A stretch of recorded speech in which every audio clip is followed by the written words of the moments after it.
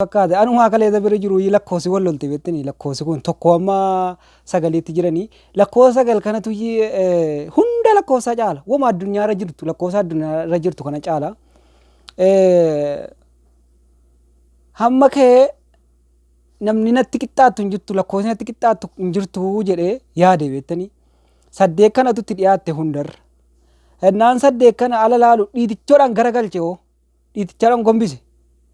Maal natti dhiyaattee teessee dheetuma lafuma ga'e lakkoofsa saddeeti dallantee lakkoofsa sagal kana isa rukute kana rukutuudhaaf yaaltus dadhabde humna hin qabdu isaa oli dallantee isiinis maal godhuun qaba jettee lakkoofsa torba dhiitichoodhaan garagalchite isiinis lakkoofsa torba ala isiin dhiitichoodhaan garagalchitu lakkoofsi torbas kufee ka'ee dallanee ammas lakkoofsa saddeet rukutuutti itti jabaatteenaan lakkoofsa ja'a dhiitennis. Lakkoofsi ja'a immoo kufee ka'ee dallanee ammas lakkoofsa torba rukutuutti hin danda'u inni isuma isaa gadi lakkoofsa shan rukute lakkoofsa shan kunis dallantee lakkoofsa afur rukute lakkoofsa afuris dallanee waan godhu dhabee lakkoofsa sadi rukute sadis akkuma sana dallanee lama rukute lamas akkuma kana dallanee tokko rukute tokko immoo eewu rukuttire mi'a sabaa laala.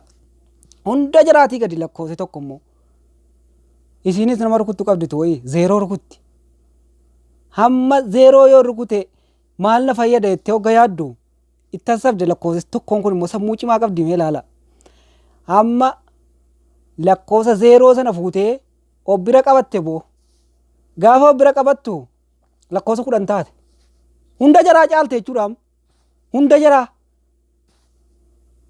mee ilaala saba. Lakkoofsi tokko kan silaa jara hundaa gadi jechuudha.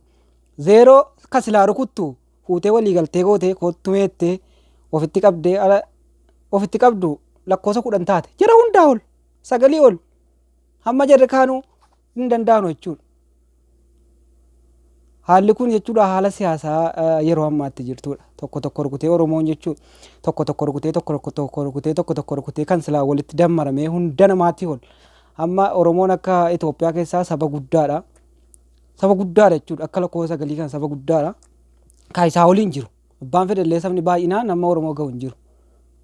Utuu warri rukutuu kaafaa bilchiginnaa piippii shanee maali utuu warri rukutuu wal cabsee wal fixee amma kan akka lakkoofsa tokkooti jiru saba akka lakkoofsa tokko ta'ee jiru. Saba biraa zeeroo ofitti dabalatee hunda keenya jechuudha. Nu gochuu deema ishii. Kan fakkaata taphni kiyya baay'eetti bohaartan jedhee yaada nagaatti.